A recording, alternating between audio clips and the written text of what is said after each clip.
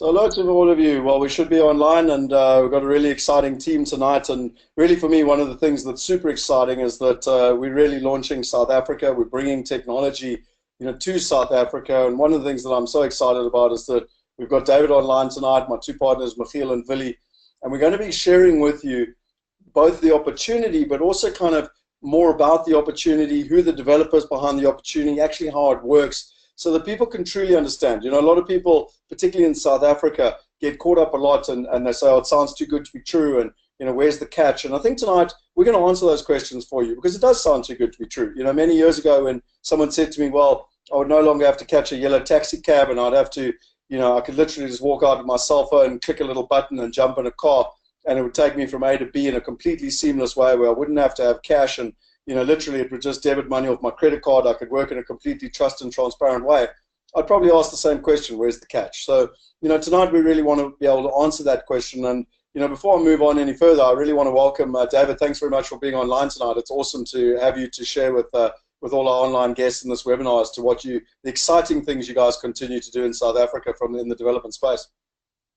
Thanks, Scott. I'm looking forward to this evening and to hopefully giving you guys all the right answers. Excellent. And, equally to Willie and Michiel, as always, it's awesome to have you guys online. And, tonight is kind of set up to be, effectively a fireside chat. But, Willie and Michiel have spent a huge amount of time doing, the due diligence and the research and understanding the opportunities and the risks. And, I think it's very, nice that they're here tonight to be able to share. And my question and my request to everyone is please spend the time, ask the questions, let people know, what do you want to know, between Dave and Michiel and Willie and myself. I really think that you've got a good team of people that will be able to answer those questions for you. So welcome, Michiel and Willie. It's awesome to have you online as well. Thank you, Scott. Thanks, Scott. So guys, to all of you that are online, I just wanted to kind of get started. And as you'll know, we are playing in an environment where people need to understand that there are risks involved. I think the most important thing that people need to understand is that tonight is not about giving you advice. We're not telling you what to do. What we are doing is educating you on what we do in terms of how we actually invest. And we're introducing you to partners like David and the guys at WJK in terms of in terms of what they do, FWJK, and how they do what they do. And it's all about learning. Tonight is about learning, but you're still responsible for making your own decisions. You're still responsible for deciding if this is what is a good investment for you or not a good investment. And that's not our job. And I want us to be very clear that tonight is about that, and no one on this webinar tonight is actually giving you advice. Although I do feel very strongly that when one wants to be successful in life, one can model from others and learn from others around their successes. Now, it's a question I've been asking recently, and it's a lot of South Africans, really want to kind of ask this question, and some of them aren't even sure as to what it actually means. And so my question quickly, and I really want to kind of get you into acting here, is if you go up to the dashboard, you'll see there's a little question box. And I want you to just type in, what does it mean for you to be a global citizen? What does it mean? So what kind of attributes will you have that you would like to have if you were a global citizen? Or are you a global citizen? So if you think that you're just coming along tonight to hear David and myself and Willie and Michiel talk, then you're going to see that I love to interact with people and kind of get their opinions and get them going. So if the little question box up in the top right corner, tell me, what do you think is a global citizen, basically? So I see the first one's coming through here, global mobility and investment. What else have we got?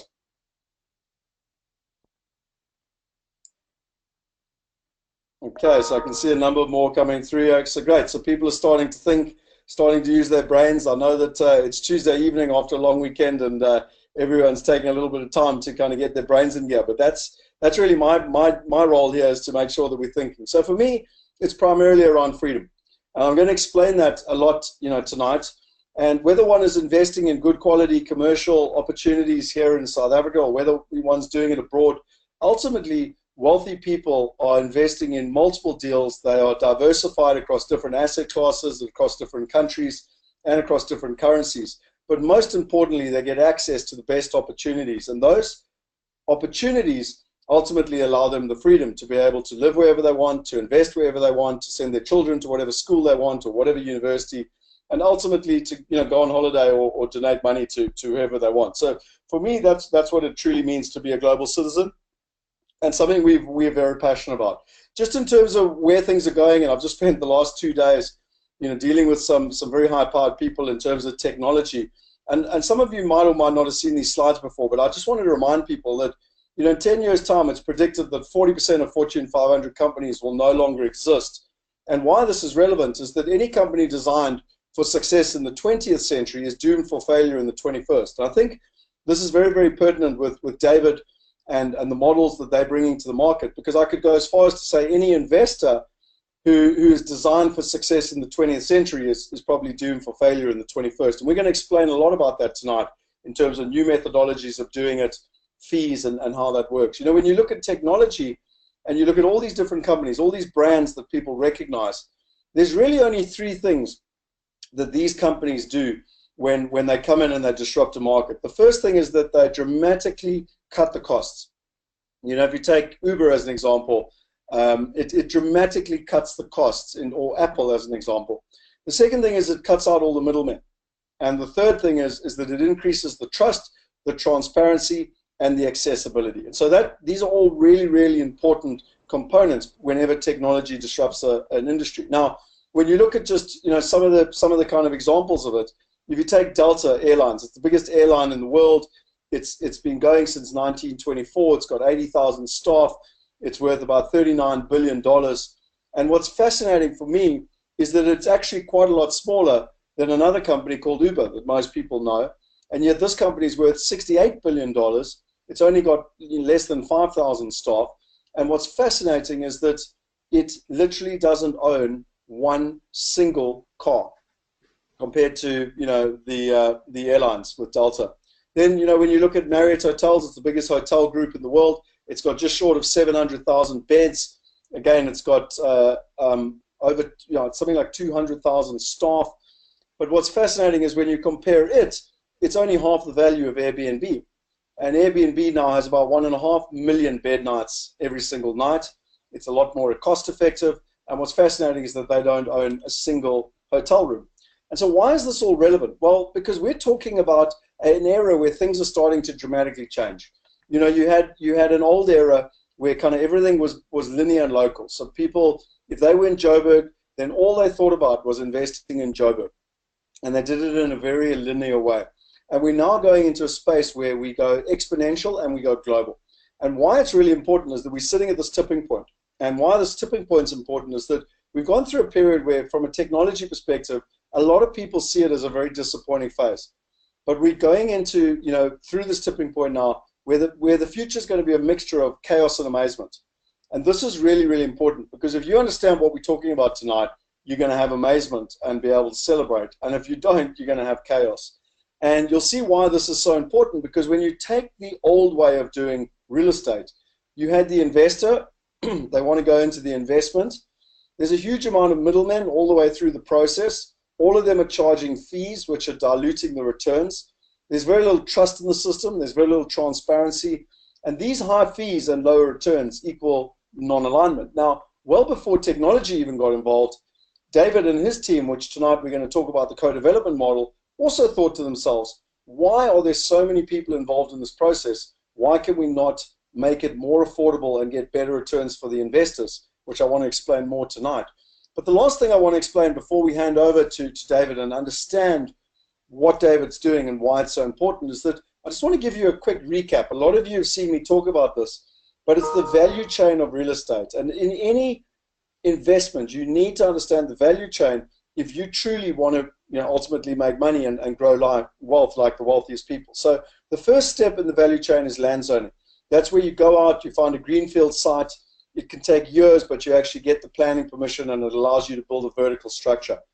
Then you have the developer. That's someone that goes out and builds a vertical structure, like a 0-to-1, where they create real value by building a building on the land.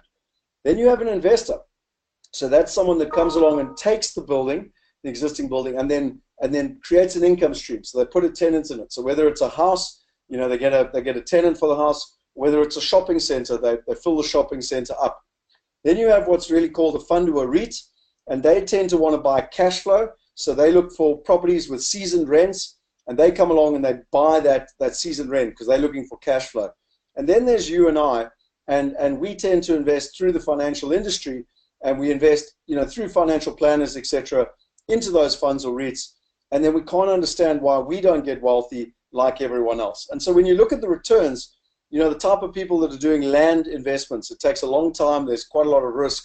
So they're looking at internal rate of returns of over 30%. The average developer is looking for returns, in the region of about 25%. The average investor is looking around 20%. The average fund or REIT is buying cash on cash, and yields, in the region of 5 to 8%. And again, depending on countries, in the UK, that can be as low as 1 and 2%. And then really you are coming along and you're trying to make your investments ultimately beat inflation. Now, why this is important is that there's a whole article I wrote on LinkedIn, so you can go and look for it. It's this one: how is wealth created in real estate? What do billionaires do that you can copy? Understand the value chain of real estate to create your own wealth. And there's a whole article here from the Business Day about Robosis and Billion, and how, from my experience, all the wealthiest of the wealthy people that I've watched make money by ultimately being a developer and being involved in the development cycle and or the investor cycle, and then on selling to a fund or a REIT. And there's a whole article around how they did it. I know the quality of the screen is not that good, but you can read all about it in LinkedIn, so that you truly understand the value of this real estate, the chain of this real estate value chain. And why this is important, when I turn to people and I say, well, everyone knows that David's a developer and that there's really good money in development, and everyone knows that, Old Mutual has been an investor for many, many years. Why, they made a lot of money. Why don't you actually be an investor, or some of the very wealthy people out there? And the obvious answer is that most people don't have the money, they don't have the time, they don't have the knowledge, and quite frankly, they don't even get the phone calls for the very good opportunities. And just like what happened with Uber, where Uber literally took out all the middlemen, it stopped worrying about the people who were sitting in the call center. So if you think about before Uber came along, you literally had to take out your cell phone, you had to call a call center, that call center then had to call a taxi driver, they then had to tell the taxi driver where to come pick you up, and 20 minutes, half an hour later they would come pick you up. Well, what Uber did was it just put us directly in contact with the person driving the car, cut out a lot of the costs, cut out a lot of the middlemen, and most importantly, increase the trust, the transparency, and the accessibility. Well, we've done the same thing, because by using technology, you can now partner with a developer. So tonight is all about this. It's what we call the growth phase, which is where it's a new development. There is execution risk, which people need to understand, and that's why tonight's webinar is so important, because if you've got Joe Soap that's never done a development in their life, their chance of making mistakes are very, very large. And so we always look for 3 major criteria in every development we do. One is that they've been doing it for more than 10 years.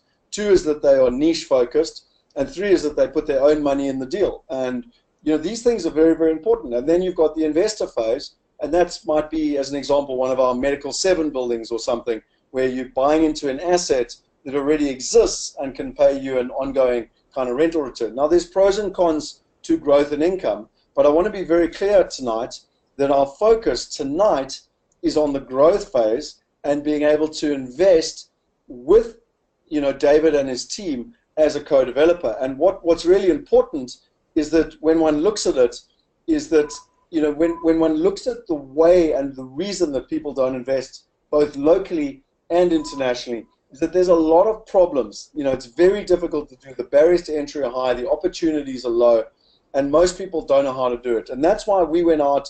There's technology platforms around the world that are there, but they tend to be local. We went out and we created a platform that could play globally in multiple different markets. And so I'm not going to talk about us and these videos. I'm going to explain them later when we're finished. But I think really for me, what I love is that with technology now, I get access to partner and be able to be involved with a developer that has a tremendous track record in terms of who they are, what they've done. And previously, this was very, very expensive. Like, you needed a lot of capital to be able to partner with them. But again, technology has really been able to bring those barriers to entry down. And what we're super excited about is by using technology, what was previously only available to people with literally millions of rand, if not even 10 million rand plus, is now available to people with as little as R1,000 so that they too can participate. So it's a bit of an introduction just to set up for everyone to understand what type of opportunity this is. But I think without further ado, David, from my perspective, I'd just love you to kind of give us a bit of a background in terms of FWJK, who you guys are, what you kind of focus on, and why your co-development model is also so revolutionary in itself in terms of helping investors make returns. Scott, thanks for that. Quite a few questions to answer, but let's start at the beginning.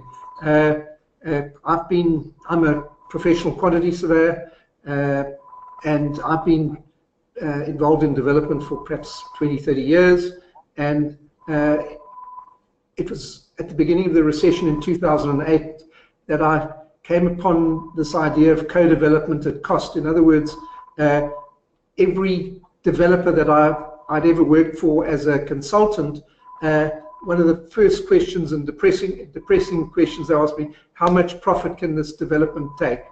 And greed was a huge problem, and projects often didn't get off the ground, but I just saw how much money developers were making in terms of their add-on to cost. So at the beginning of the recession, we came up with this idea of becoming a fee-driven developer as opposed to a profit-driven developer. Now, there's a huge difference. The profit-driven developer today, especially the residential developers in the bigger cities in South Africa, are making huge profits, of perhaps on cost, between 30 and 50%. What we've done is we've disrupted the market. We are delivering our projects at a markup, in other words, a fee. Our fee component of the capex is about 4%, 3.75 to 4%, and no developer can compete with that. And that is why our projects are selling out so quickly, because for all of a sudden, one can, for example, in the center of Cape Town, buy a floor or an office suite at cost. It wasn't possible 3 years ago in Cape Town, 4 years ago. And I think something that, sorry, Dave, to butt in, but something that's really important there is that people make money when they buy. You know, most people that have been involved in real estate for a long time will understand that they make money when they buy. And so if a developer is making 30, 40, 50%, like you said, they've taken that profit off the table. You're going to have to sit probably in a cycle as long as 10 years to kind of wait to ultimately really kind of, you know, find some material value within that opportunity. Whereas what you're saying is that, you know, you've got that transparency up front. People know exactly how you're making money. You're not a philanthropist, but they understand how you're doing it from a fee perspective versus a profit perspective. But you allow people to be able to lock in their profit up front and not have to wait 10 years. Absolutely. So simply put, there's meat on the bone. When you buy from a conventional property developer, it's at market prices, and as you say, you've got to wait for growth. So it's a phenomenal opportunity to acquire real estate at cost, not at retail. We call it wholesale. This is a wholesale structure. So when we did the events in March, you explained the wholesale structure, you know, quite well, and I think it's quite important. I'd ask you to do that again, where you explain it kind of like at a supermarket with a Coca-Cola or whatever. Would you mind just explaining that and kind of making it kind of simple from a metaphor perspective for people to understand? Yeah, our co-development at cost methodology is virtually identical to Scott, you going into macro, following a guy in who's going to buy a case of Cokes. You put 7 rands into his pocket and say, can I have one of them? And along you go into the macro, you buy your case, and as you go out of past the tills, you take your Coke. So you've got it at 7 rands as opposed to 14 rands at the cafe around the corner. That's co-development at cost. And tell me, you know, from your perspective, David, the question that most people will be trying to answer in their heads tonight, and I started off already with it sounds too good to be true. Why would you do that? You know, if you can make 30 to 50%, what's your logic? Why would you not be like everyone else and quite frankly, leave no meat on the bone. But why is it? What incentive do you guys have to have created the new model? What's in it for you, basically? Basically, our core business is consulting. We have an architectural division, a project management division, a development division, and a quantity surveying division. So we're actually creating perpetual motion for ourselves by creating our own projects. So that is really our motivation. And besides which, there's a picture of the new KPMG building on the foreshore. Quite frankly, to be honest, we don't have the financial resources to build that on our own. So we found a niche position for ourselves in the market, and we're providing services to investors, and we're co-investing with them. We take a small percentage of every development we get involved in, between 2 and 5% perhaps, so that fact alone gives investors the comfort that we've got an interest in the development, an interest in it being successful. So if things go wrong, it'll go wrong for us as well. It's a huge motivation, and it gives our investors a huge level of comfort, knowing that we're actively involved. We're not just consulting, taking a fee and running away. So we're does that answer that? That for me is so important, David. I learned that from Henny many years ago, 7 or 8 years ago, and it's we talk about our 3 core values being trust, transparency, and alignment. That alignment word many people misunderstand, and 3 to 5% might not sound like a large percentage, but it's actually a large amount of cash, and so therefore you have the exact same interest as the investors to make sure that the investment works, and that's really important. I've been involved in this game for a long time, and most developers want to put no money in. We take all the risk. And then if there's an upside, they take at least 50% of the upside. But if there's downside, we take all the loss. And my point being is that, one of the criteria that's really important for us is that people put their own money in, and that there's alignment in terms of we all win together on the back end. And my understanding of your co-development model is not only that you're putting the cash in so that we're aligned, but equally we're all aligned in terms of the finishing the project. It's not like the old syndication models that came up in South Africa, where they were earning a huge amount of money up front just from fees, and or even some of the more traditional models where they just make a lot of money by having assets under management. It's actually got to do with performance and making the project work. Absolutely. The other issue is the question of transparency. The company that will develop Zero2One Tower will have a board of directors represented by 9 out of the 10 directors will be investors in the company, other than myself or anyone from FWJK. So the company will be run by the people who invest in it, and Wealth Migrate will have a seat on the board and will look after its investors in turn. Yeah, so just a quick question, and then I think from Michiel and Vili's perspective, I think what we should do is let's get into Zero2One so people can actually understand it versus kind of, I've got lots more questions, but let's do it once we've kind of got an idea around the project itself. But there's a question here from Dimitri, which I think is relevant because we're just talking about the model, is that why aren't all the major developers adopting this model as FWJK? So I don't know what your answer would be to that, Dave, but yeah, that's one of the questions being asked here. It's an amazing question. I cannot understand why no one has copied us since 2008. You can go onto our website, www.fwjk.coza. No one has copied us. Developers are in it to make a profit. We're in it to create work for ourselves, a workflow. We look at turnover, creating work for our staff. We're not interested in, and we employ a lot of people. Developers traditionally don't employ a lot of people. They pay consultants to work for them, and they take all the profits. So yeah, we're disrupting the market, clearly. Does that answer that? No, I think so, very much so. And I think fundamentally it's a bit like when you think of Apple and they were building phones, and everyone was like, oh, you know, how can a computer company go and you know, make cell phones? And that was actually the CEO of Motorola said it will never have an impact on what they're doing. I think in this instance, it's innovation coming from outside the box.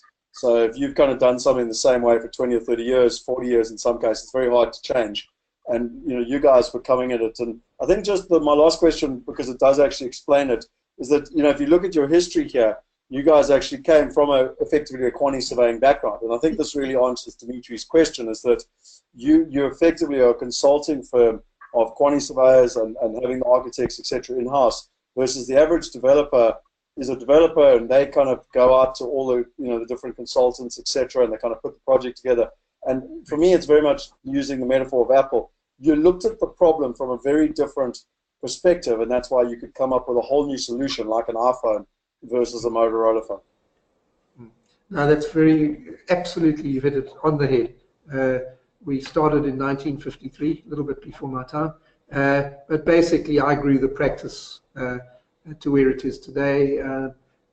We're very prominent in Cape Town, Johannesburg, and Durban, and yeah, we've got a very interesting pipeline of projects, which I think you'll come to later in this webinar.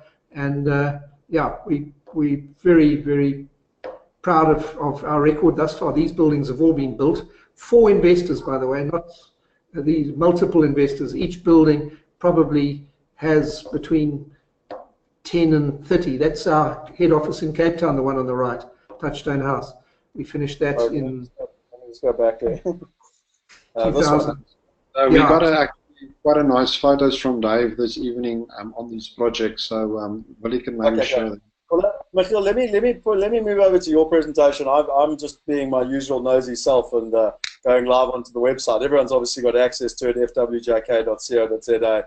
I'll put it in the chat box. But what I'm going to do is I'm going to move over to Willie and Michiel, because I think what I'd like to do is I don't want to run out of time tonight, and I want you guys to really run through the excitement of the project specifically, and then we can kind of keep the questions coming. I'm obviously asking generic questions, but there are also more project-related questions, etc. But I want to just kind of give a context of who the company is and the track record. And I mean, you can see here on the website, you know, all the different deals, etc. But as I said, Michiel's going to go through that in more detail. So I'm going to change over to yourself, Willie, and you guys can take over from here, just in terms of the look and feel.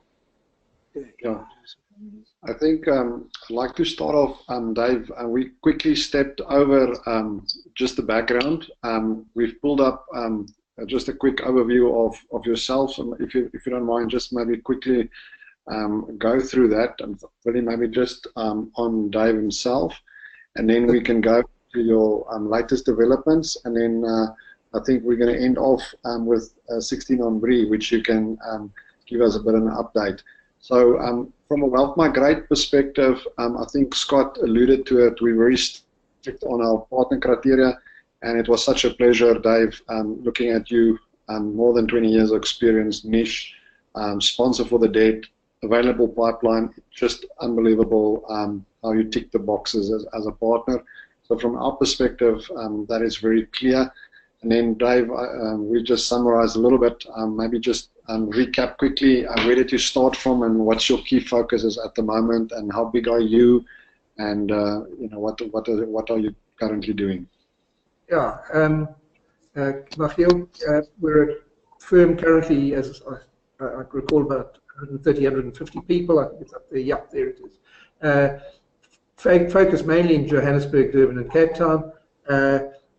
We do have offices in the Eastern Cape, where I actually came from originally, and our main focus is in sectional title development, be it mini factories, apartments, offices, and we've even done a medical center in Umhlanga, which was done on a sectional title basis. It had a day hospital, and we sold that off to Netcare, and so anything sectional title is we will get involved in. We look for opportunities all the time. We like to involve ourselves in what I call hot areas, where there is demand, strong demand. We have been selling incredibly strongly on a project called 16 on Bree. I think there were, tonight earlier, the Pam Golding told me there were 8 apartments out of 365 apartments left. That is a co-development, but the co-development partners are ultra high net worth individuals, and there's two corporates involved. But it's effectively, we're a small shareholder in that company, and 16 on Bree is a co-development. We've got some very nice slides on that, Dave. Maybe, Willie, let's go to the next slide, where you shown some of these developments, the recent ones. The top left is where I'm sitting now. That's our head office in Umhlanga. The bottom left is Obs Court. It's a 310 apartment development under construction in Observatory, targeted at the student market. The top right is headquarters. We were involved only in a professional capacity in Ilovo's Sugar's headquarters, and the bottom right is a development we're doing in Umhlanga. So these are either built or under construction. That is zero. Yeah, and then 0-1 about that. That's 0-1. Willie, maybe just show us 16 on Bree if you got that slide, please. Actually, Michiel, sorry, I don't think I think I've missed that one. I don't have it close by. Let me just check if I can quickly go up to the video. The location, and then I think Dave, just give us a rundown on 16 on Bree. We know it's very close to 0-1, and I think it's very pertinent that that we look at this. Maybe it's very close to. You can see there is the, I think really the one with the blue is the actual the 0-1 development, and you're doing an extremely successful development 16 on Bree. Maybe just give us a highlights of that and why is it so similar or very close to 0-1. Michiel, the inner city of Cape Town it's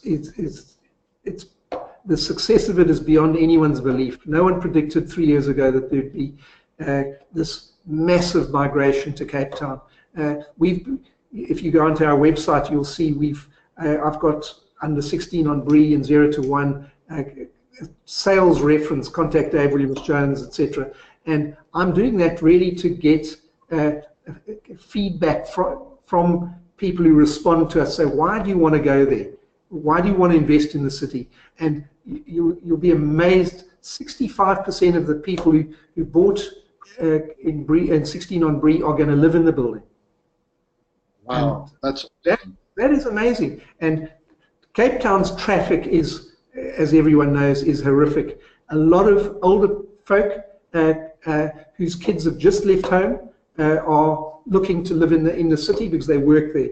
People in Cape Town are sick of sitting for 2 hours a day in their car, and Cape Town per se is phenomenal because it's nightlife, it's facilities, it's becoming like London or New York. It's great it's actually fun to live in the city.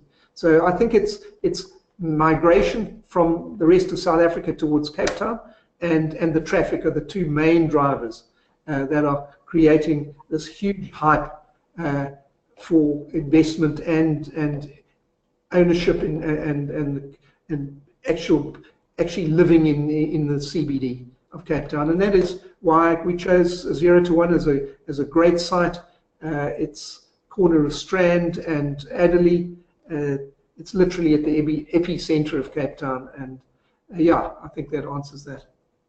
Yeah, maybe Dave, I think that coincides what we see around the world is there's almost a reverse trend into the city centers. There's also a reverse trend seeing people want to live, shop, and be in the same place. So that's just, I think, a barometer of what we're seeing worldwide, and this cosmos, which is pretty much seen as Cape Town, is showing exactly the same trends. And Willie, maybe you can just highlight certain other aspects that we found specifically why Cape Town is being so attractive at the moment, and then maybe just tie down to what Wealth Migrate's investment strategy is in the general terms. Okay. Yes. Thanks, Michiel. All right. So there's a couple of points that we specifically look at, and in this case, I think diversification of the investment opportunities is one thing. The location, the population growth, the financials risk, and a value play, and the sponsored track record. We've already established that the track record is superior than one of the most of what we've actually seen before. You know, with over 40 years of experience and quite successful. You've got it firsthand. So if we look at the portfolio diversification, this is one of the things that why it is so attractive. We at Wealth Migrate would love to give the investors the opportunity to get world currency exposure. You know, so most of you that have followed us before and maybe have already invested in our USA projects as well as in our Australia. We've got a Kensington or Latham that is also a development, not quite as big as the Zero2One project, and we've also are starting to look into moving into the UK. So effectively, you're diversifying your portfolio. So why do we consider Cape Town?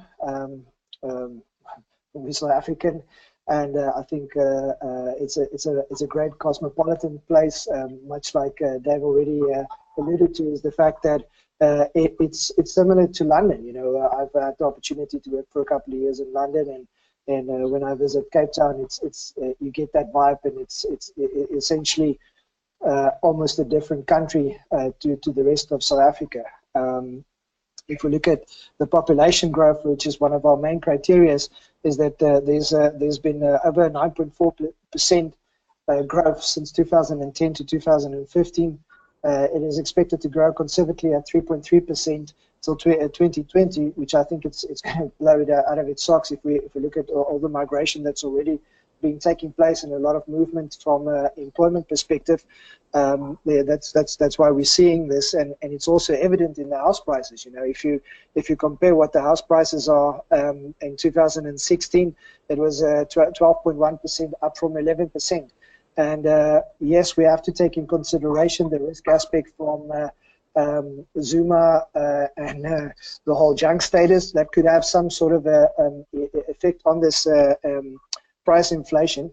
But like I said, I think what is great is that there's a lot of migration moving down to Cape Town because a lot of things work, you know. So we might see a bit of a compression on that, but we're still comfortable, and that's why you'll note in the numbers that we are projecting, we took a conservative view just because of that. And then other things, why Cape Town is standing out, as you can see, there's a number of awards. This is just a couple that I highlighted.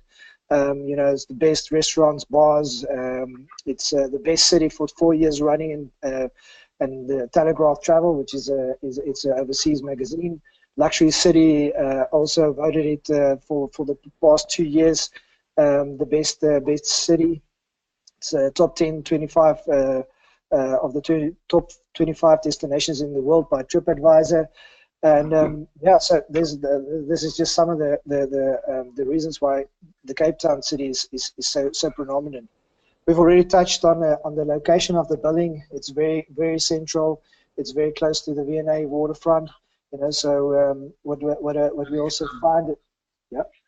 I just want to ask Dave here, is there specific incentives also from the city of Cape Town, and how do they view the project in that specific area?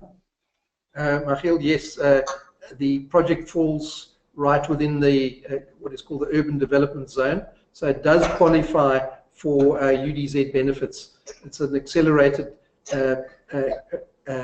tax depreciation system available in the CBDs of South Africa. Just one point on Zero2One, we've tried to create something different in designing this project. So in our offering, once this project goes to the retail, remember we're talking wholesale now, once it goes retail, in our capital development cost, in the 1.5 billion rand cost, we've included 10 million rands to purchase vehicles which will ferry the residents of the building within a 1.5K radius of Zero2One Tower. That's going way beyond the normal white glove concierge service. The other thing is there's an entertainment deck designed on the roof. There are images there, Willie, of the deck. It's going to be a phenomenal attraction, probably not far short of the queues you see to get up onto Table Mountain. It's going to be the tallest building in Cape Town, and the views of the city will be phenomenal. So we see a huge interest in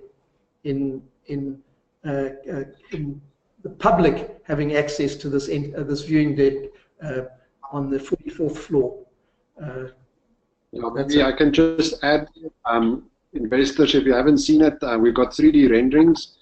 Scott, if you can maybe, I think it's vr.wealthmigrate.com, where we actually have the virtual real estate site where we can actually look at Zero2One in 3D. So for those that got those glasses. That's cool. I'll send the link, and I'll also get the website up now quickly. Okay, awesome. Okay. Yeah. So what is the? Let me just go back a tad. So what is the investment? As Dave mentioned, it's the co-development cost is around 1.5 billion, and it's packaged into 39 shares. We are offering to the investors 2 shares of this 39, which is in a total share value around 80 million. It's going to be financed about around 75%, which means the equity contribution is going to be 22.6 million.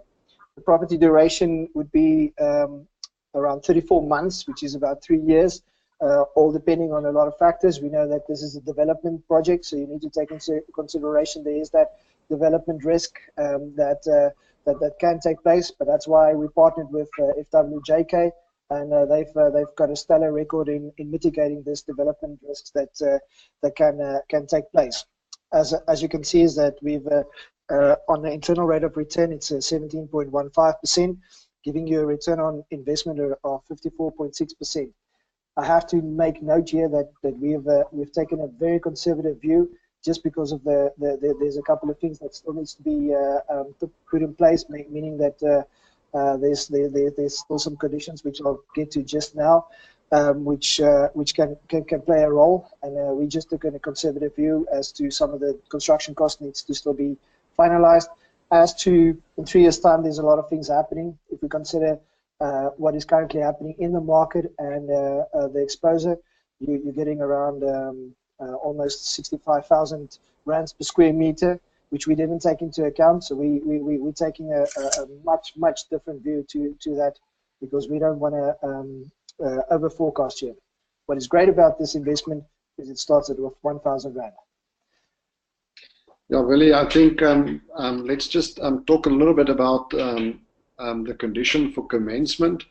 Dave, I think we've talked about it specifically that there's certain conditions to be met. Maybe just give us a quick update. We talked about the actual development approval, the height restrictions, and obviously the heritage, Capital Heritage Committee approval. Maybe just give us an update. How far did you move down that line? Okay. With regard to it's called a departure application. The current zoning for the site only permits a building the equivalent height of the APSA building, and Cape Town City has a new tall building policy. So we're well advanced with the departure application to go 44 stories. We expect that probably to be through in the next 2 months. We are virtually through heritage. There's no real heritage building on the site. It was built in the 80s, but it's in what is called a heritage overlay zone. So there's a statutory process, so we don't foresee any difficulties. What is fantastic is how amazing Cape Town, the mayor, from the mayor down, has been in backing this project.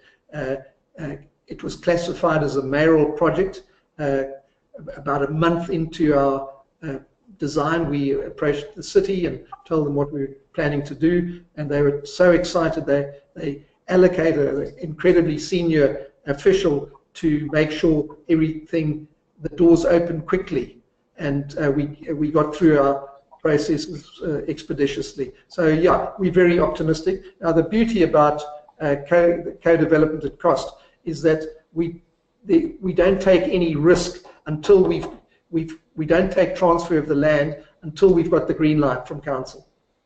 So yeah, no, we're very comfortable with that, Dave. From our perspective, I think investors, most of the developments that you've seen actually meet these conditions where once we have development approval and the bank finance in place, we actually commence with the development.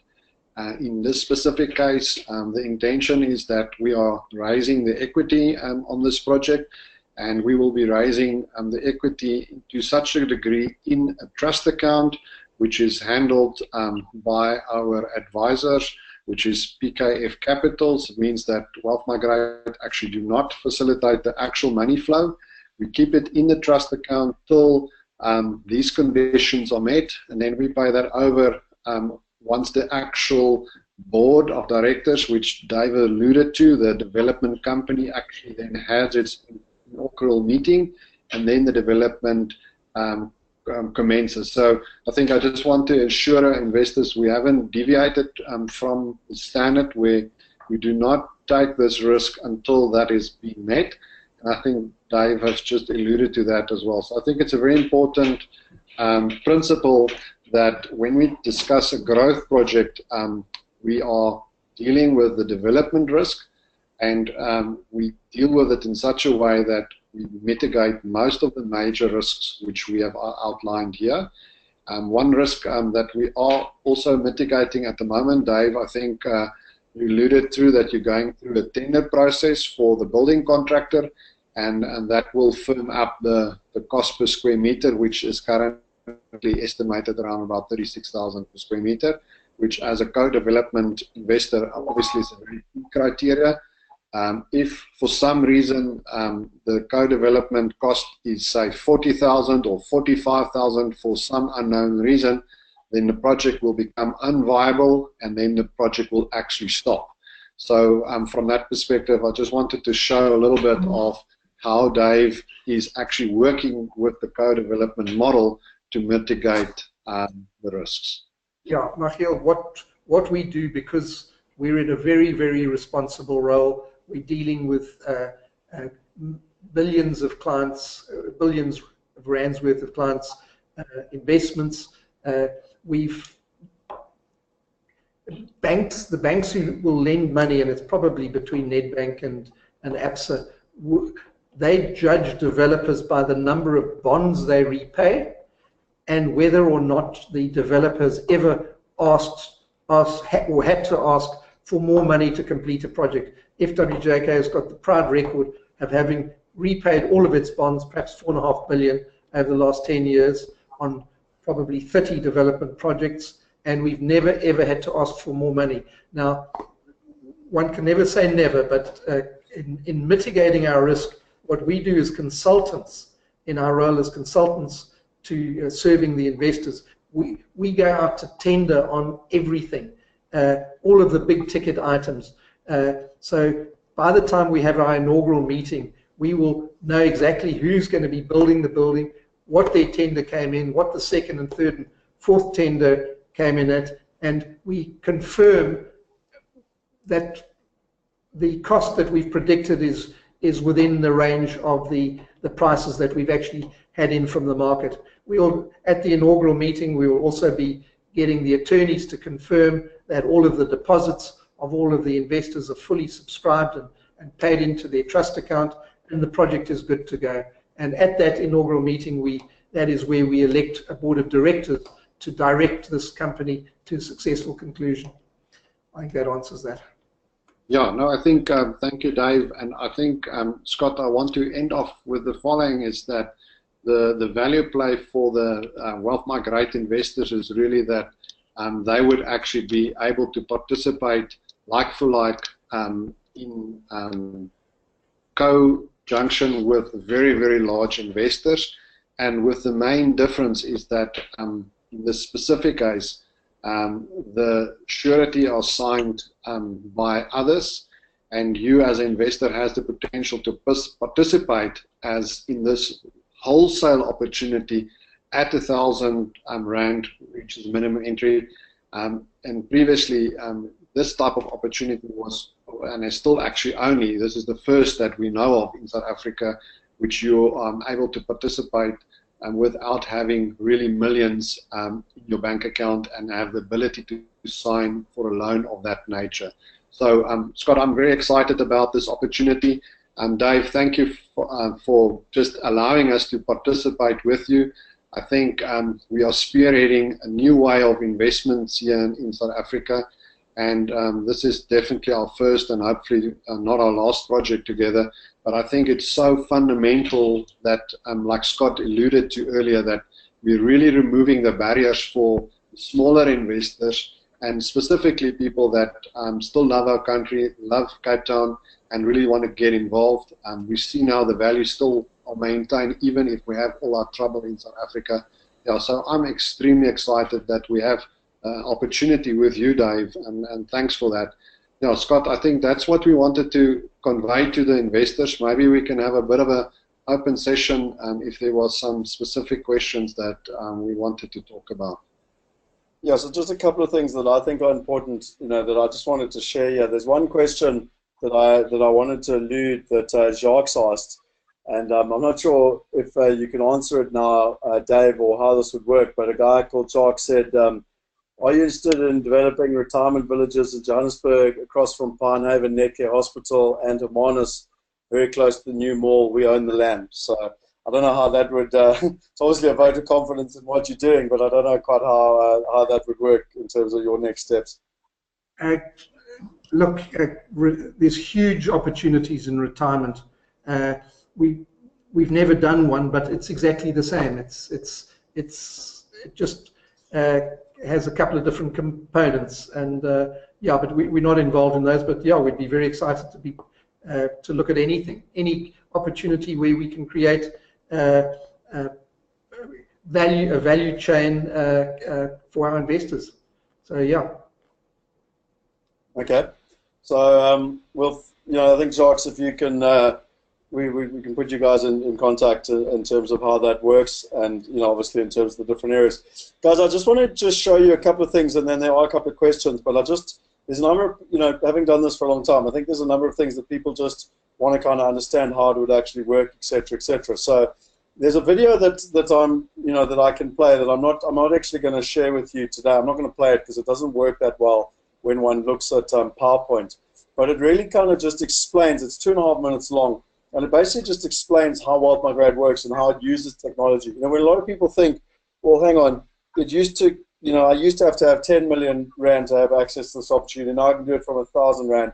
Again, it sounds too good to be true. Like, why would that be possible? Well, we've got a little video that I'll send the link through to you on, which is, again, how technology is disrupting this space and ultimately the real estate, the investing and the wealth space. And I think really what's important is that when you look at it, we asked ourselves a question a long time ago, and we said, how could we make real estate investing easy? And, really where people could now invest in some of the best and most iconic buildings in South Africa, Australia, England, America, they could really focus on creating true global wealth. They get access to partners like Dave and his team, which are really kind of quality partners that most people don't get access to. They get access to the best opportunities, and if it's offshore, it's from $1,000. If it's in South Africa, it's ultimately 1,000 rand. Most people, I grew up, investing in residential South African real estate. A large portion of my portfolio, and it has a lot of hassles. Toilets leaking and management issues and not being able to kick tenants out and other issues. And then you get down to the complex global tax structures and everything. And what I found that most people, they just kind of want to be simple and safe. They've kind of had enough.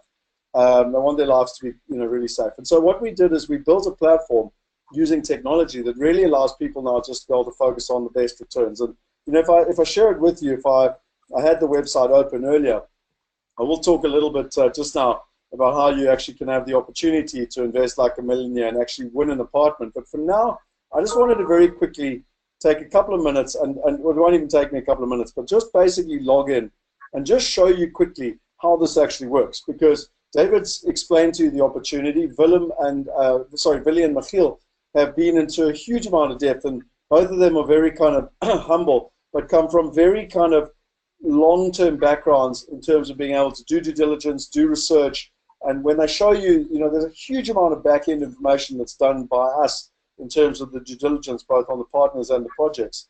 But ultimately, once the client, if you wanted to participate, what you do is you literally register and log in on the platform. So you've seen I've literally done it live for you. This is my portfolio. So you can literally go in, I can see my portfolio in 4 different continents. I can literally go in, I can look at my funded investments. I can go into the different projects. If I click on any one of the projects, I can get all the updates, the returns, the rental returns, everything. And again, across different countries, etc., etc. In terms of my wallets, I can now fund my wallet. This is actually being updated now with South African bank accounts and pounds. So I no longer have to manage bank accounts in multiple different countries with all the hassle that comes with that. I can fund it all in one place. I can go into my securities, and I can actually log into any one of my securities, and that's actually how it's listed. So again, there's complete transparency in terms of how you actually own it, and you can see it in terms of the tracking number. You can see it; it's listed on the exchange, and/or if you want to go and look at blockchain, I'm not going to bore you now, but you can literally go in and blockchain is the future of social commerce and how you do it from a trust perspective. And this just gives you an idea of how you can literally go in. And I mean, there is Zero2One. I'm sitting there right now, so I mean, I can literally log in there. I can go and look at it. I've got access to all the details. I can understand the upside. I can understand the risks. As in terms of investment, you've got the investment summaries, you've got videos, you've got definitions, etc. So these are all like really kind of important things for people to be able to go in terms of project updates, returns, etc., and ultimately to be able to participate. And nowadays, it's no longer a very complicated process. You can literally do it in a couple of minutes. You can manage your entire portfolio online. And I think the thing that I enjoy most is that I can literally kind of manage it off my cell phone, no matter where I live. So if I live in Johannesburg or Durban, I don't have to live in Cape Town anymore to be able to invest in Cape Town. And something else that's really important, even from a risk perspective, and even my own wife asks me this, so I figured this is quite important, is that Wealth Migrate, Michiel mentioned it, but it's really important.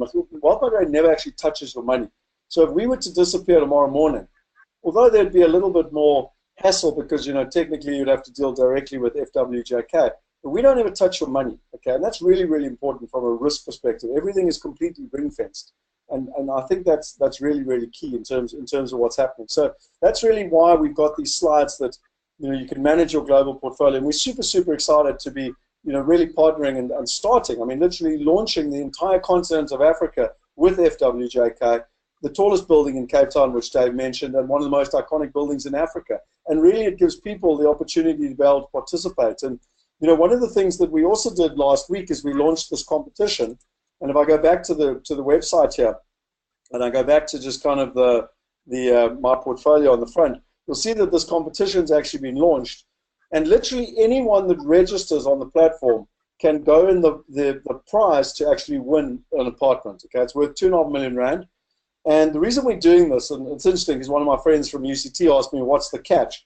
Well, the catch is, ladies and gentlemen, exactly like Uber. Why does Uber give away free rides? Because once you've tried an Uber, you'll realize that you certainly don't want to catch the old traditional taxis anymore, because you'll just see how much better it is. For us, it's exactly the same thing. There's no catch. We just want people to realize that there's a better way of ultimately being able to invest. There's a new way now. You don't have to rely on the old, inefficient, costly, expensive way of doing it. You can now use technology. And when you click on this, it ultimately allows you to go. I mean, there's the beautiful picture of the building. It allows you to go in the competition. If you're already a user on the platform, if you log in, in the next month or so, then you will equally be in the draw. And then something that's literally going, live at the moment, and we haven't publicly announced it, but for those of you on the webinar tonight, you can actually share your friends with your friends, and for every single friend that actually invests, or sorry, not invests, that literally just signs up, you get another entry. So this is my unique login, and I can literally either send this to my friends on a WhatsApp, I can put it on Facebook, I can tweet it, I can LinkedIn it, I can Instagram it, or whatever. And or if I don't want to do that, I can literally put the emails in and send, and it will send them an email and allow them the opportunity to participate, but equally, allow you, the opportunity to get extra entries. Every single user that signs up, you get an extra entry. So I think that's quite important. Just a couple of things for people who don't know who we are, which I think is key just from our track record.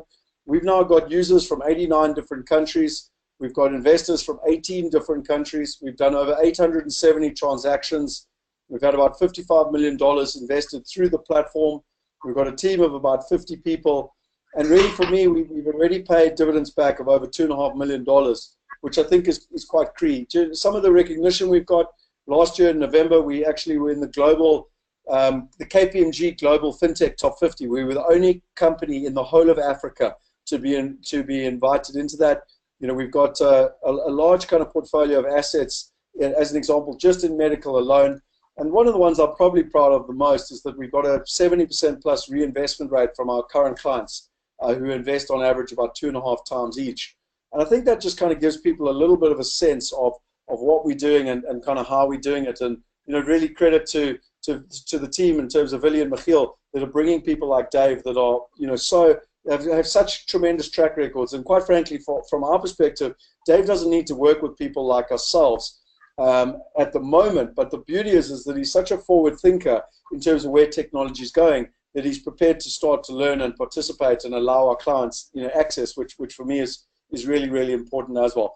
I'm not going to bore you with the details. If you are interested, we've got quite an extensive board now of people that are backed by both the fintech perspective, the platform, the technology. We've got the compliance people, we've got the real estate people, and then we've also got the advisors around the globalization, et cetera, et cetera. And last thing I want to say, just before we go to Q&A, we do have other webinars that are coming up next week. I'm really looking forward to Clem Santa next Tuesday and Roger Hamilton next Wednesday around technology. And if you want to know anything about these, go to events.wealthmigrate.com. And then equally, this month actually now, sorry, I forgot we're already in May, but on the 18th in Cape Town, we've actually got a workshop where from 9 till 12, we'll be going through all the real estate investment details. So if you want to understand how we do it, what is our due diligence, etc. Then in the afternoon, a lot of people are asking about this technology. What and how is this technology taking place? What is the next $13 trillion disruption? And that's with our, one of the most kind of recognized people in South Africa, an ex-partner at Deloitte's, which is Willem van der Post. The feedback we had in March was phenomenal, but that it was too rushed, so we really are giving some time there. And then equally for any wealth partners online, we'll actually have a dinner. And we're going to repeat this in Cape Town on the 18th. It's going to be in Midrand, Joburg, Pretoria on the 25th, and then in KZN on the 30th. So just so that people know a couple of our dates coming up, we've got our Wealth Weekend, which is exclusively for our wealth partners, the 23rd to the 26th of June.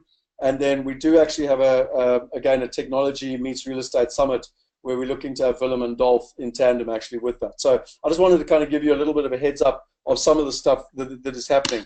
But what I really wanted to kind of focus on now was, a lot of people ask the questions, should I be investing in America? Should it be the United Kingdom? Should it be Australia? Should it be South Africa, the beautiful Cape Town? And for me, really, the answer is that it's not one or the other. It's both. And why I say that is that truly successful investors are the ones that diversify and invest in good quality opportunities in multiple countries with good quality partners. And I really think for us, it's this technology framework, which I'm going to spend a lot more time in May discussing, Willem will be discussing. I'm not going to go into detail tonight. But ultimately, an old industry like real estate is being digitized. It's going through the deception phase. And you've got people like David that are very forward-thinking and giving people access to these opportunities. And so again, if it sounds too good to be true, you need to get more knowledge in this space, because ultimately what it's doing is it's democratizing. Previously, you needed 10 million rand to be able to participate in one of David's deals. Now with technology, it can be as little as 1,000 rand. And so, for me, if you're interested in what we've been talking tonight, go online, register, it's free. Just by registering, you get the opportunity to win an apartment. You'll get access to our 3 different white papers, which you've got the 5 laws to building wealth in real estate, so that's the kind of the beginner. You've got the 5 keys to offshore investment, which is kind of the intermediate, and then we've got the 4 ways to build a global real estate portfolio, which is for the really advanced. You'll get a copy of my ebook, Property Going Global. You'll get videos from Dr. Dolph DeRoos, over 20 different lessons. And like I said, whether you want to invest locally or offshore, the barriers to entry really have come down tremendously. And my request really to everyone is just get started on your journey. Go out there, register, and you can get to participate. And what's interesting for me, David, is that so many people have come back to me and said, wow, it's such an incredible building. I've always wanted to be a developer. And what I love about this is you don't have to go to a course. You don't have to read a book. You can actually learn while doing, because this project's going to take 3 years, and people will actually be able to participate and watch and be part of it. Like, ultimately, there's a word, co-development. It means partnering with the developer in terms of the process and how's it actually working. So these are just the questions you need to ask yourself. Are you prepared to innovate? Are you prepared to try a new methodology? Because it really will have a massive impact in terms of where you're going. And as a technology company, from Wealth Migrate's perspective, it's a huge honor and a privilege to be working with people like FWJK and allowing people to ultimately do what we call smart investing, but being able to allow it on every single person's cell phone. So basically putting it in their pocket and allowing people to be able to participate. And so that was everything from my perspective. What I wanted to just to finish off here, and I'm conscious of the time, was just some of the questions that have come through. And I just wanted to quickly run through in terms of where they actually are. One of the questions that that people are asking here, just from a risk perspective, Dave, is that if the costs were to go up, if the building costs were to go up, or if the interest rates were to go up, how do you guys manage that? I mean, you've been in developments for more than 10 years. How do you actually manage on the risk side, in terms of the execution risk, if you want to call it that? Scott, as I said earlier on, we've never had to ask for more money to complete a project. We build in contingencies. We've got a construction contingency of about 2%, and then we have a development contingency also of about 2%.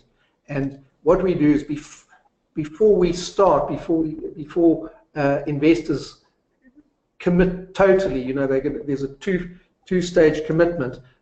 We carry out our due diligence, which we're busy with right now, and that is where we tender everything.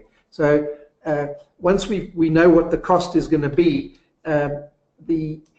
the insurable risks, we mitigate the risk by spending a lot of money on insurance.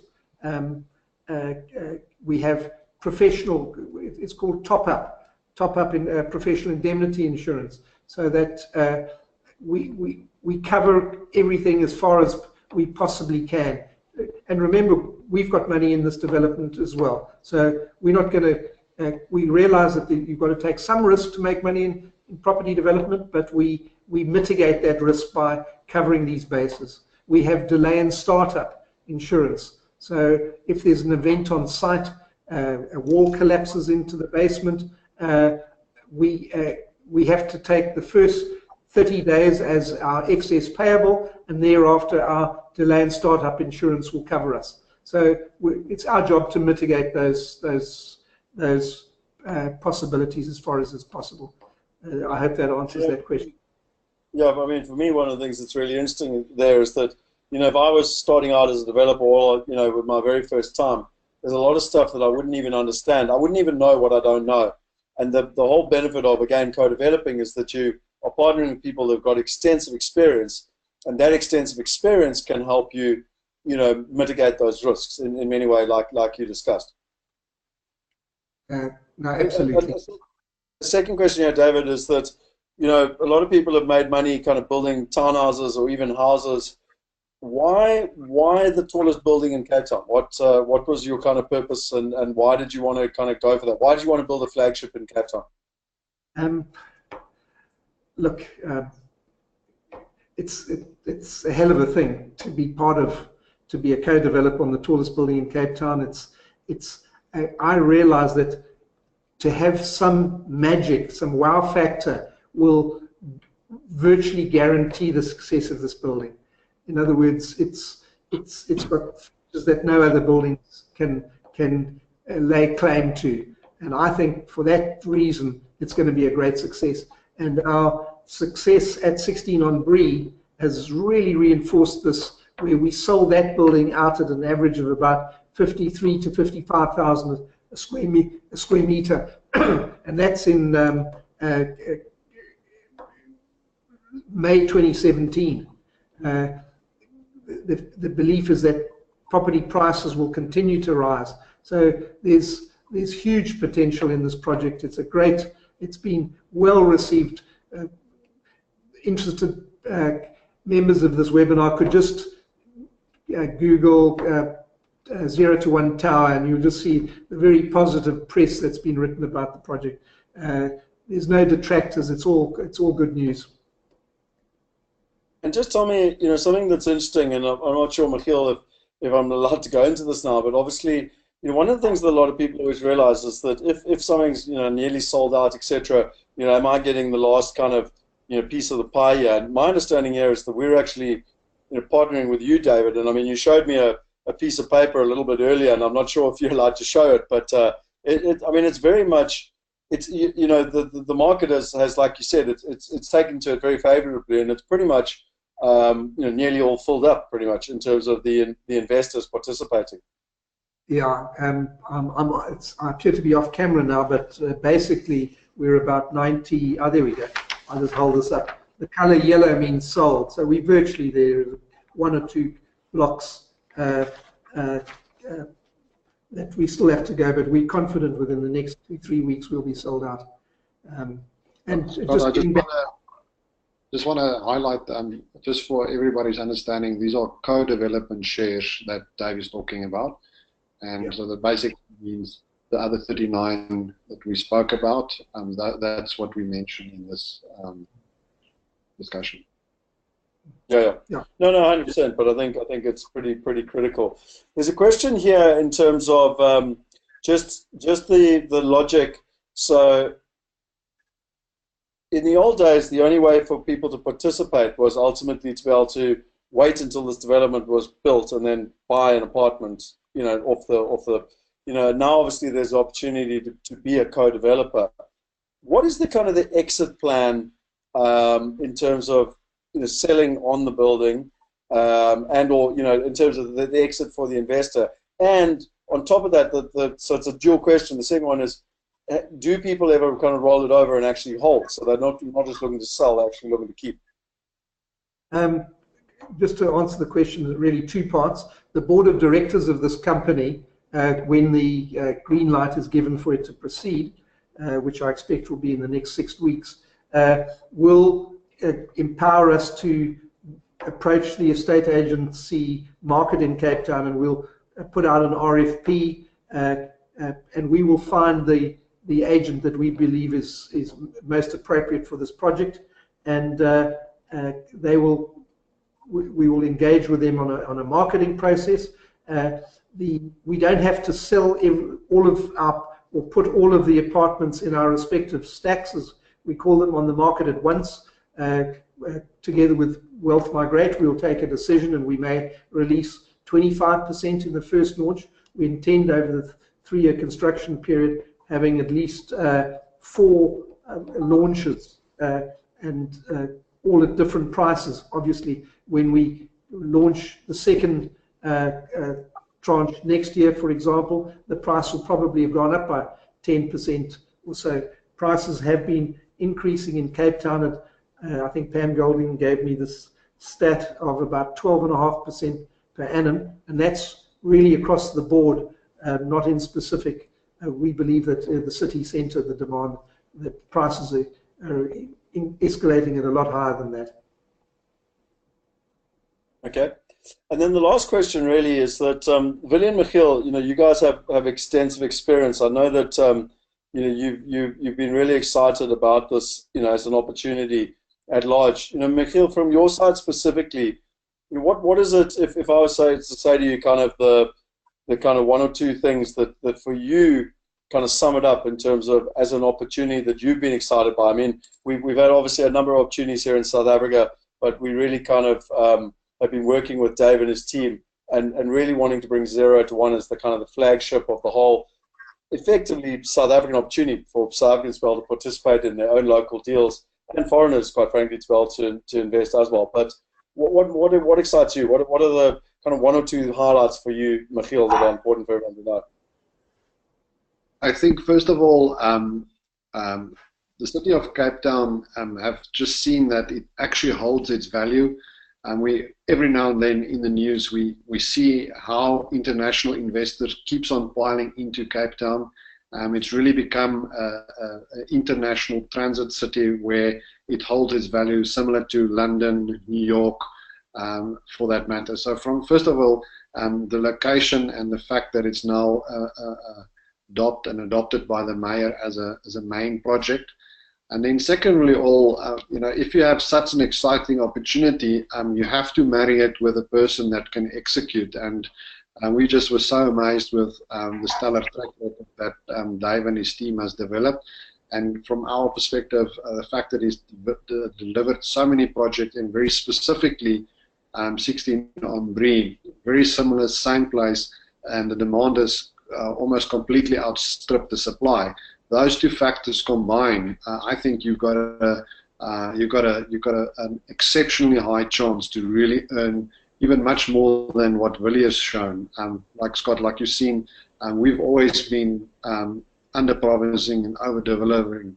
As you can see from our current deals, all of them has over-delivered over the years. So we're very confident that this direction will go the same. And I'm just urge everybody, climb in. This development will keep pace with international developments, and you've got a fantastic opportunity to participate.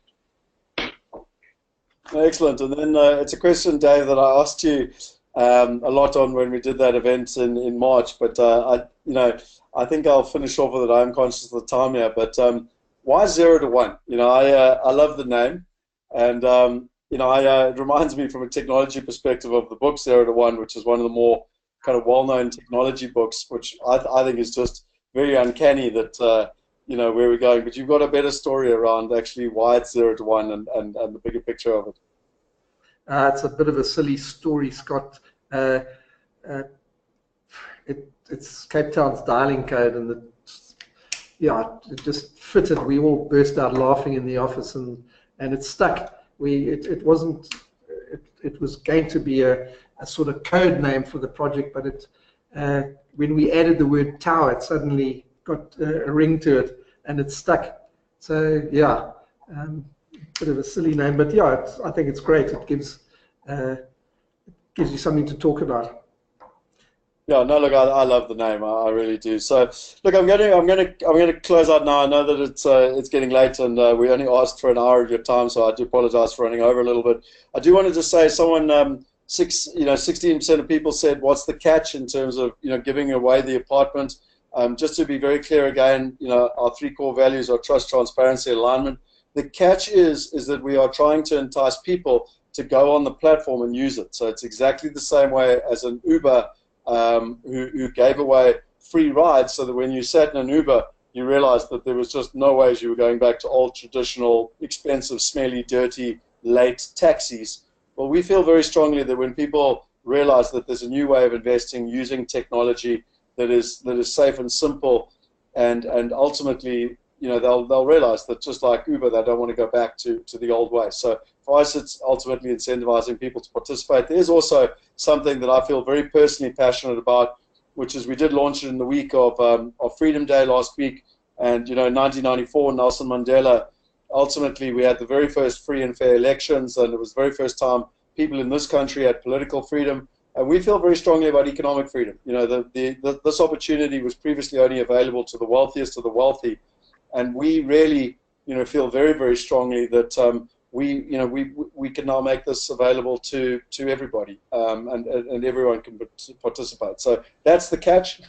If you want to go into what's the negative, ultimately we want to entice people to use technology and be able to, like Michiel said, be able to participate with Dave. So Willie, just from your side, I'm going to wrap up. But is there anything else that I've forgotten from my side that you want to mention, or anything from your side, Dave? I think the next month's going to be very exciting to close out the project, to get our approvals from the city, which we're working at a hell of a pace. And it's going to be a great development. It's going to probably be the most exciting one that I've ever done. No, it's fantastic. Well, I mean, we're super excited, to be involved in it, and you'll be quite interested. Actually, I was talking to one of our partners in America, that heads up all our communication. She actually wants to put it out all the communication in America, because she's quite, really excited about both it being the tallest building in Cape Town, one of the most iconic buildings in Africa, and the fact that people in dollar terms can participate from practically $100. So there's just two more questions that have popped in here. Sorry guys, I'm just going to quickly answer them here.